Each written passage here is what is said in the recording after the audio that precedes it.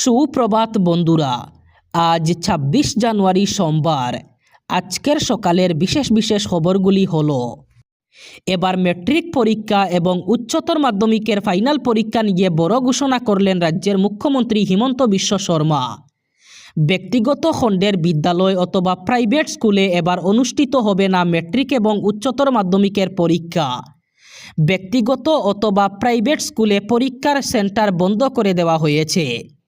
ব্যক্তিগত খণ্ডের শিক্ষক শিক্ষিকাকেও পরীক্ষায় নিরীক্ষক হিসাবে নিয়োগ করা হবে না, এমনই বক্তব্য করেছেন রাজ্যের মুখ্যমন্ত্রী ডক্টর হিমন্ত বিশ্ব শর্মা। সেই সাথে মুখ্যমন্ত্রী জানান, গৌহাটির পাহাড়ে এবার চলবে না উচ্ছেদ। উচ্ছেদ হলো শুধুমাত্র মিয়াদের বিরুদ্ধে, অসমিয়াদের বিরুদ্ধে উচ্ছেদ নয়। তাই গৌহাটির পাহাড়ে চলবে না উচ্ছেদ অভিযান। অসমের মুসলমানরা একটাও ভোট দেবেন না বিজেপিকে। বিজেপিকে ভোট দিলে সেই সব মুসলমানদের জন্য বেয়ে আসবে দুর্ভাগ্য। বিজেপিকে ভোট না দেওয়ার জন্য অসমের লাখ লাখ মুসলমানকে আহ্বান জানালেন all India United Democratic front অথবা এআইইউডিএফ সুপ্রিমো বদরুদ্দিন আজমল। তিনি জানিয়েছেন, অসমের মুসলমানরা একটিও ভোট বিজেপিকে দেবেন না। যারা মুসলমানরা বিজেপিকে ভোট দেবেন তাদের জন্য খারাপ সময় আসবে। বিজেপিকে ভোট না দেওয়ার জন্য তিনি রাজ্যের লাখ লাখ মুসলমানদের প্রতি আহ্বান জানিয়েছেন। আগামী 14 ফেব্রুয়ারি বেশ কয়েকটি গুরুত্বপূর্ণ কর্মসূচি নিয়ে আবারও অসম সফরে আসছেন দেশের প্রধানমন্ত্রী নরেন্দ্র মোদী। আগামী 14 ফেব্রুয়ারি একদিনের অসম সফরে আসবেন প্রধানমন্ত্রী মোদী।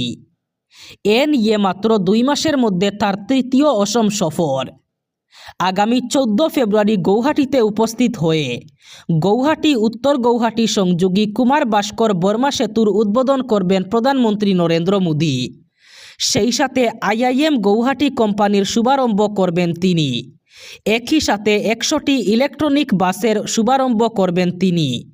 সেই সাথে খানাপাড়ায় বুথ সম্মেলনে অংশগ্রহণ করবেন দেশের প্রধানমন্ত্রী নরেন্দ্র মোদী। শ্রীভূমি জেলার পাতারকান্দি বিধানসভা কেন্দ্রের অন্তর্গত আচিমগঞ্জ এলাকার 24 নম্বর এবং 26 নম্বর ভোট কেন্দ্রের 30 জন প্রকৃত ভোটার, যাদের বিরুদ্ধে ষড়যন্ত্রমূলকভাবে ভোটার তালিকা থেকে নাম কাটার জন্য মিথ্যা আপত্তি দাখিল করে হিয়ারিংয়ের নোটিশ দেওয়া হয়েছে, তারা করিমগঞ্জের বরিষ্ঠ আইনজীবী সুব্রত কুমার পালের মাধ্যমে শ্রীভূমির জেলা কমিশনার, পাতারকান্দির সমজেলা কমিশনার, শ্রীভূমির নির্বাচন আধিকারিক, সংশ্লিষ্ট 2 বিএলও এবং মোট 8 জন অভিযোগকারীদের আইনি নোটিশ পাঠিয়েছেন। সময়ের স্বল্পতার জন্য লিগ্যাল নোটিশগুলো আপাতত ইমেল এবং হোয়াটসঅ্যাপের মাধ্যমে পাঠানো হয়েছে। পরবর্তীতে স্পিড পোস্টে পাঠানো হবে। অভিযোগ অথবা আপত্তি দাখিলকারীদের সম্পূর্ণ নাম, ঠিকানা এবং পরিচয় যেহেতু জানানো হয়নি, তাই সেই নোটিশগুলো পৌঁছে দেওয়ার দায়িত্ব বিএলও এবং নির্বাচন আধিকারিকের উপর দেওয়া হয়েছে। বাংলাদেশে আবারও এক হিন্দু যুবককে পুড়িয়ে খুন করা হলো। গত শুক্রবার রাত প্রায় 1টা নাগাদ চঞ্চল ভৌমিকের দোকানের সামনে এসে হাজির হয় প্রায় 10 জন যুবকের একটি দল। তাদের মুখে ছিল আল্লাহু আকবার ধ্বনি। দুর্বৃত্তদের লক্ষ্য ছিল হিন্দু সম্প্রদায়ের মানুষ। দলের একজন চঞ্চল ভৌমিকের দোকানের দিকে আঙ্গুল তুলে দেখায়। মুখে কাপড় বেঁধে এগিয়ে আসে দুর্বৃত্তরা। একজন দোকানের শাটারের বাইরে থেকে তালা লাগিয়ে দেয়। এরপর শাটারের নিচের দিকে দিয়ে দোকানের ভিতরে পেট্রোল ডালা হয়। গভীর ঘুমে থাকা চঞ্চল ভৌমিক কিছুই বুঝতে পারেননি। মুহূর্তের মধ্যেই দুর্বৃত্তরা তার দোকানে আগুন ধরিয়ে দেয়। বাংলাদেশের নরসিংদীতে এই ভয়ঙ্কর ঘটনাটি ঘটেছে। চঞ্চল ভৌমিক ছিলেন কুমিল্লা জেলার লক্ষ্মীপুর গ্রামের প্রয়াত খোকনচন্দ্র ভৌমিক এবং প্রমিতা রানী ভৌমিকের ছেলে। কংগ্রেসের রাজীব ভবনের সম্পর্ক হচ্ছে মসজিদের সাথে। টিকিট পাওয়ার জন্য মিয়ারা কংগ্রেসকে দিয়েছেন 50,000 টাকা করে। কংগ্রেসের 750 জন টিকিট প্রত্যাশীর মধ্যে 600 জন মিয়া মানুষ কংগ্রেসের থেকে টিকিট চেয়েছেন। কংগ্রেসের মনোনয়ন দাখিলের শেষ দিনে মিয়া মানুষরা ভরে গিয়েছিলেন। এমনই মন্তব্য করলেন রাজ্যের মুখ্যমন্ত্রী ডক্টর হিমন্ত বিশ্ব শর্মা। মুখ্যমন্ত্রী বলেন, অখিল গগৈ যেভাবে মিয়া মুসলমানদের মধ্যে মিশে যাওয়ার কথা বলছেন, তার থেকে একটা কথা পরিষ্কার, কংগ্রেস অথবা অখিল গগৈ ২৬-এর বিধানসভা নির্বাচনে পাশ হয়ে অসমে সরকার গঠন করলে এরপরে মিয়ার রাজত্ব হবে অসমে।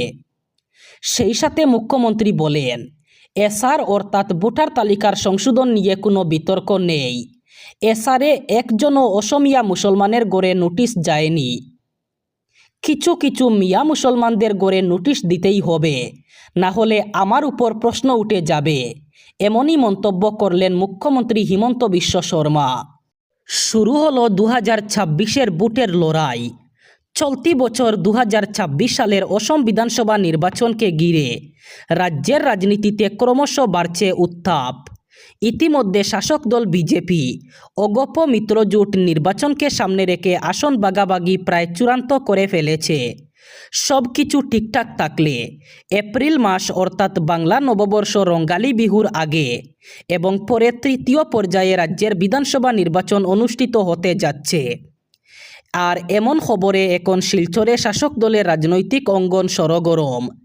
দল থেকে কাকে কোথায় প্রার্থী করলে জয় নিশ্চিত হবে, এমন ভাবনা এখন তারা করছে দলের জেলা সভাপতি থেকে শুরু করে মুখ্যমন্ত্রী, রাজ্য সভাপতি, রাষ্ট্রীয় সভাপতি এবং দলের নীতি নির্ধারকদের। আর এজন্য দলীয় প্রার্থীদের বিষয়ে খোঁজখবর নিচ্ছেন তারা। খবর নিচ্ছেন দলের তৃণমূল স্তরের নেতাকর্মীর কাছ থেকে। এই আবহে বিশেষ করে হাট বাজার, অফিস আদালতে শাসক দল বিজেপির টিকিট নিয়ে চর্চা এবং গুঞ্জন সর্বত্র। কাবুগঞ্জ বাইপাস সড়কে ভয়ঙ্কর সড়ক দুর্ঘটনা, প্রাণ হারালো এক যুবক, গুরুতর আহত হয়েছেন আরও 2 যুবক। শনিবার সন্ধ্যায় দুর্ঘটনাকে কেন্দ্র করে গোটা এলাকায় তীব্র চাঞ্চল্যের সৃষ্টি হয়। স্থানীয় পুলিশ সূত্রে জানা গেছে, মিজোরামের বিভিন্ন প্রান্ত থেকে কয়েকজন যুবক যুবতী বাইক এবং স্কুটি নিয়ে শিলচরের উদ্দেশ্যে রওনা হয়েছিলেন। কাবুগঞ্জ বাইপাস সড়কে পৌঁছালে রাস্তার একটি বড় গর্তে পড়ে একটি বাইক নিয়ন্ত্রণ হারিয়ে উল্টে গেলে আরোহী যুবক সড়কের উপর ছিটকে পড়েন। সেই সময় উল্টো দিক থেকে আসা একটি দ্রুত গতির লরি তাকে চাপা দিয়ে চলে যায়। ঘটনাস্থলেই মৃত্যু হয় মিজোরামের বাইরেংটি শিমলং এলাকার বাসিন্দা বছর 23-এর জামজপাও শিমসঙ্গের। একই দুর্ঘটনায় গুরুতর আহত হন জাম্পো সামন এবং লালবই সাংমন নামের আরও 2 যুবক।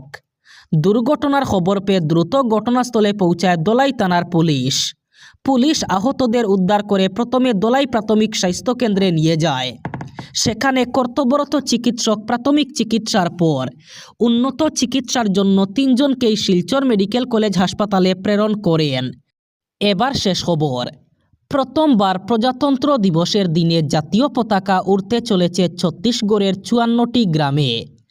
বস্তার এলাকার পুলিশের আইজি সুন্দররাজ পাট্টিলিঙ্গম জানিয়েছেন, যে সমস্ত গ্রামে প্রথমবার 77তম প্রজাতন্ত্র দিবস পালিত হতে চলেছে সেগুলির মধ্যে বিজাপুরে আছে 17টি গ্রাম। এছাড়াও নারায়ণপুরে 25টি এবং সুকমার 17টি গ্রামে এই প্রথম প্রজাতন্ত্র দিবসে জাতীয় পতাকা উত্তোলন করা হবে। তবে এর মধ্যে বেশ কয়েকটি গ্রামে আগেও জাতীয় পতাকা তোলা হয়েছে। ওই 54টি গ্রামের মধ্যে 13টিতে গত বছর স্বাধীনতা দিবস পালিত হয়েছিল বলেও জানিয়েছেন পুলিশ আধিকারিকরা।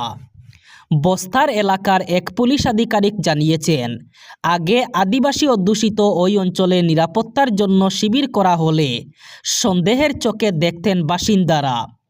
এখন সেই বাসিন্দারাই প্রজাতন্ত্র দিবস পালন করার জন্য উৎসাহী হয়ে প্রস্তুতি নিচ্ছেন।